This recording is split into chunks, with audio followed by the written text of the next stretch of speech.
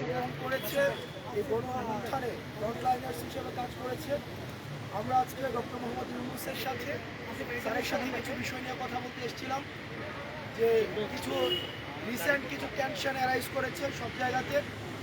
ভারতের সাথে বর্তমান যে বাংলাদেশের সম্পর্ক, গতকাল আমরা দেখেছি যে আগরতলায় যে হামলাটি হয়েছে আমাদের যেই বাংলাদেশ কনসুলেটের মধ্যে, এবং রিসেন্ট যেই সাম্প্রদায়িকতা ইস্যু যেটিকে বিশ্ব মিডিয়াতে দেখানো হচ্ছে যে বাংলাদেশে মাইনরিটিরা অনিরাপদে রয়েছে, এবং দ্রব্যমূল্যের ঊর্ধ্বগতি, শিক্ষা, নতুন কমিশন, সংস্কার প্রস্তাবনা, এই বিষয়গুলো নিয়ে স্যারের সাথে আজকে আমাদের আলোচনা হয়েছে।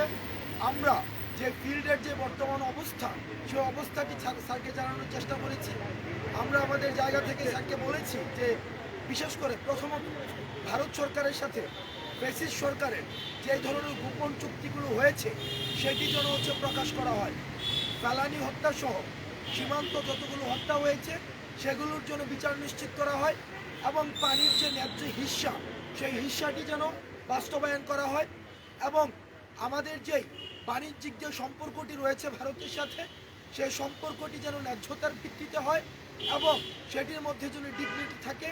আমরা সেই বিষয়গুলো নিয়ে কথা বলেছি।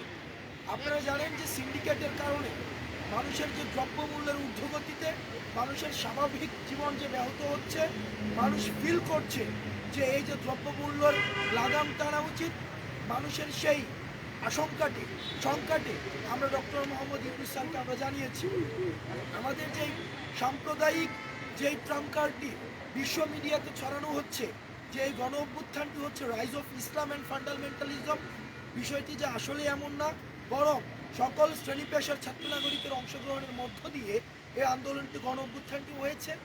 এবং আমাদের যে হিন্দু ভাইদের সাথে যারা সংখ্যালঘু রয়েছে, যদিও এই শব্দটি ব্যবহার করতে আমরা আমাদের জায়গা থেকে আমরা সংকোচ বোধ করি, বাংলাদেশে প্রত্যেকেই সাম্য এবং মানবিক মর্যাদার মধ্য দিয়ে তাদের জীবন ধারণ করছে। আমাদের যে সম্প্রীতিটি রয়েছে এই সম্প্রীতিটি কীভাবে বিশ্ব দরবারে আরও বেশি করে প্রচার করা যায় এবং এন্টি প্রপাগান্ডার সেল নিশ্চিত করা যায়, সেই বিষয়গুলো নিয়ে স্যারের সাথে আমাদের কথা হয়েছে আজকে। ভারত ইস্যুতে আপনাদের যে ভারত এখন যে ইয়েটা হচ্ছে এটা নিয়ে আপনারা কী বলেছেন, কি বলছেন? দেখেন আমাদের হাসনাত ভাই সাথে একটু বলবেন, আজকে আপনারা একটা স্পেসিফিক বিষয় আপনাদের দেখা হয়েছিল, জাতীয় ঐক্যের কথা শুনতেছি। সেই জাতীয় ঐক্যে আসলে ওনারা কি মেসেজ দিচ্ছেন, মানে কি চাচ্ছেন সরকার, জাতীয় ঐক্যের ফরম্যাটটা আসলে কি হবে? আচ্ছা, আজকে জাতীয় ঐক্যের বিষয় আজকে স্যার আমাদের বার্তাটি শুনেছেন, অর্থাৎ রাস্তায় অর্থাৎ স্ট্রিট মানুষ কি বলতে চায়, মানুষ আমাদের মধ্য দিয়ে কি বার্তাটি দিতে চায়, সেই জিনিসটা স্যার আজকে আমাদের কাছ থেকে শুনেছেন। আর যেটি বললেন ভারতের যে বিষয়টি, দেখেন ভারত সবসময় আওয়ামী লীগের চোখ দিয়ে বাংলাদেশকে দেখেছে। ভারতের সাথে যে সম্পর্কটি সেটি জনগণের সাথে জনগণের সম্পর্ক হয়নি, সেটি রাষ্ট্রের সাথে রাষ্ট্রের সম্পর্ক হয়নি, বরং ভারতের সাথে আওয়ামী লীগের সম্পর্ক হয়েছে। আমরা স্যারের কাছে আমরা জানিয়েছি যে ভারতের সাথে বাংলাদেশের ফ্যাসিস্ট সরকারের যেই অসম চুক্তিগুলো হয়েছে, গোপন চুক্তিগুলো হয়েছে, সেটি যেন প্রকাশ করা হয় এবং পানির যে ন্যায্য হিস্সা রয়েছে সেই হিস্সাটি যেন বাস্তবায়ন করা হয়।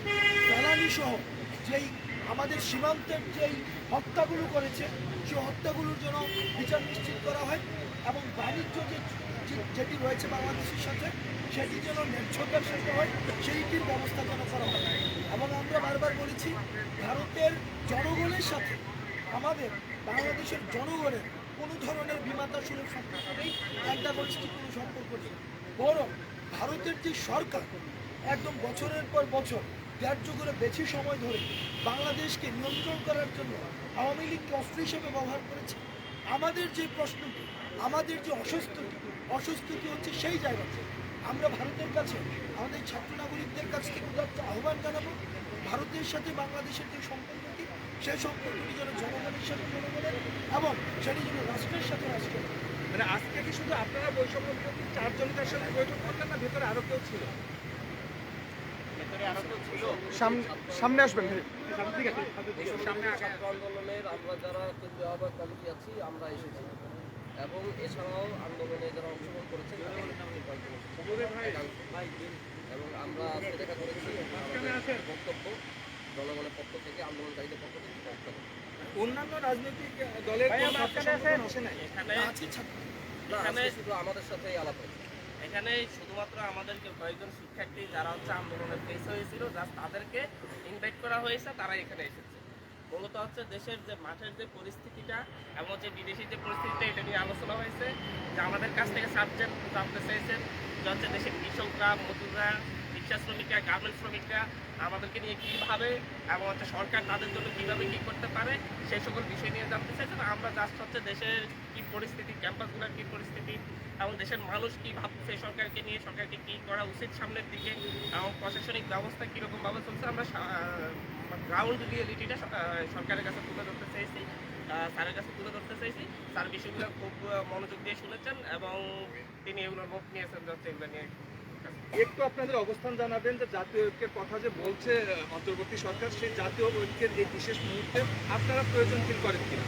দেখা হচ্ছে 5ই আগস্টের আগ মুহূর্তে বাংলাদেশে যে ন্যাশনাল ইউনিটি তৈরি হয়েছে সেই ইউনিটি আমরা মনে করি এখনো ভাঙেনি।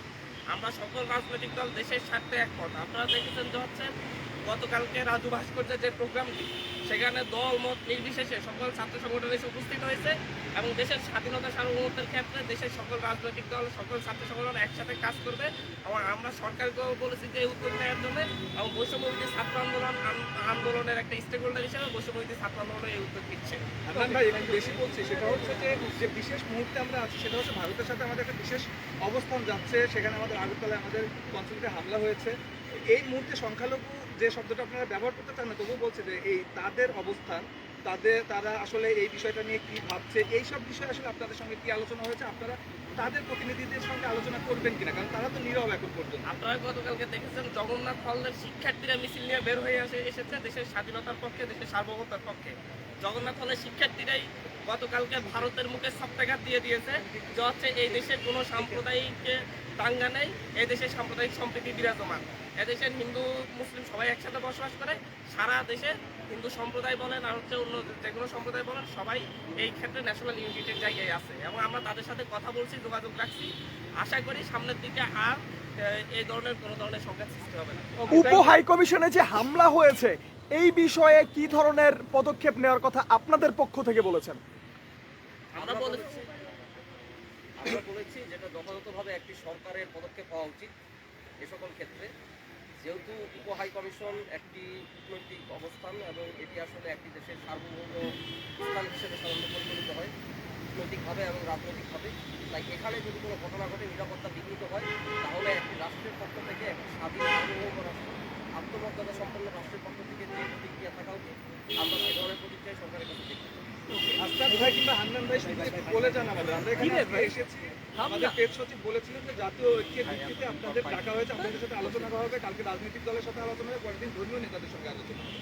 সেই জাতীয় ঐক্যের প্রয়োজনীয়তা বৈষম্য বিরোধী ছাত্র আন্দোলন ফিল করে কিনা? আপনারা এক মিনিট, আপনারা বলেছেন যে এই আলোচনা আগেও হয়েছে, আমরা বলছি যে খাতা কলমের কোনো ফরম্যাটে জাতীয় ঐক্যের প্রয়োজনীয়তা বৈষম্য বিরোধী ছাত্র আন্দোলন ফিল করে কিনা? জাতীয় ঐক্যের ভিত্তিতেই হচ্ছে 5ই আগস্টের যে গণঅভ্যুত্থান সেটি হয়েছে। জাতীয় ঐক্যের প্রয়োজনীয়তা, বৈষম্য বিরোধী ছাত্র আন্দোলন এই গণঅভ্যুত্থানের যে ভ্যানগার্ড হিসেবে কাজ করছে, আমরা সবসময় ফিল করি। সর্বশেষ আমরা একটি বার্তা স্পষ্টভাবে দিতে চাই যে আওয়ামী লীগ সরকার এই সংখ্যালঘু ট্রাম্পকার্ডটির মধ্য দিয়ে একটা ন্যারেটিভ বাস্তবায়ন করেছে যে আওয়ামী লীগ যতদিন রয়েছে ততদিন হচ্ছে হিন্দু ধর্মের স্বার্থ রক্ষা হবে।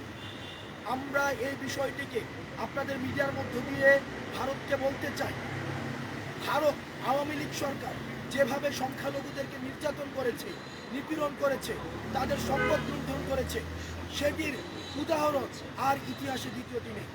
আপনারা যদি মনে করে থাকেন যে আওয়ামী লীগই শুধুমাত্র সংখ্যালঘুদের অধিকার রক্ষা করবে, সেটি সম্পূর্ণ আপনাদের ভুল ধারণা।